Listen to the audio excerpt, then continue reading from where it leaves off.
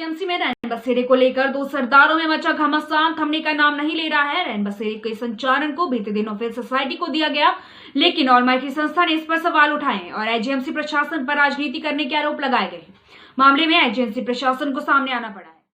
IGMC में रैन बसेरे को लेकर मचा घमासान थमने का नाम नहीं ले रहा है। रैन बसेरे के संचालन को बीते दिन नौफिल सोसाइटी को दे दिया है, लेकिन ऑलमाइटी संस्था जो पिछले कई सालों से आईजीएमसी में लंगर चला रही है, उन्होंने इस पर सवाल उठाए हैं और आईजीएमसी प्रशासन पर राजनीति करने के आरोप लगाए हैं। मामले में आईजीएमसी प्रशासन को सामने आना पड़ा है। आईजीएमसी के वरिष्ठ चिकित्सा अधिकारी डॉक्टर जनकराज ने बताया कि समाज सेवा के नाम पर व्यवस्था का मजाक नहीं बनाया जा सकता। उन्होंने कहा कि सरकार की प्रॉपर्टी की बंदर बांट नहीं की जा सकती। आईजीएमसी में हर रोज कोई न कोई संस्था जरूरतमंदों की सहायता करने आगे आती है, लेकिन रोगी कल्याण समिति की बैठक में इस पर चर्चा हुई कि कौन संस्था ये कार्य कर सकती है। 19 दिसंबर को इसको लेकर टेंडर निकाला गया। 21 दिनों तक इसका समय रखा गया था। रजिस्टर्ड एनजीओ ही इसमें अप्लाई कर सकती थी। एनजीओ का जीएसटी नंबर और एनुअल टर्नओवर 5 लाख से अधिक होना चाहिए था।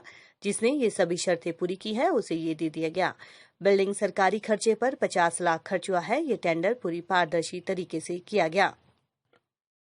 आईजीएमसी है चाहे कोई अन्य और संस्थान है, सरकार का पैसा और सरकार की प्रॉपर्टी की बंदरबांट नहीं की जा सकती, ये सबको जानकारी है।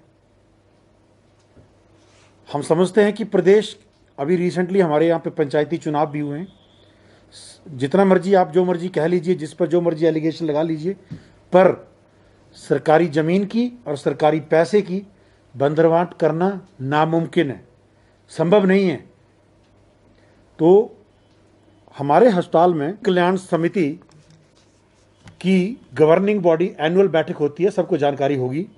एनुअल बैठक जो हमारे यहाँ पर हुई 12 अक्टूबर 2020 को, आप सब लोग भी उसमें सम्मिलित थे, जिसमें माननीय स्वास्थ्य मंत्री प्रदेश सरकार, माननीय स्वास्थ्य सचिव हिमाचल प्रदेश सरकार और सरकार और के द्वारा नामित सरकारी और गैर सरकारी सब सदस्य उस कमेटी की मीटिंग में उपलब्ध थे। तो उस मीटिंग में ये डिसीजन लिया गया कि अस्पताल की व्यवस्था को विभिन्न स्तरों पर बहुत सारे लोगों के द्वारा जो है वो अस्पताल के अंदर जगह की या सेवा करने की इजाज़त जो है वो मांगने की व्यवस्था शुरू हो रही है।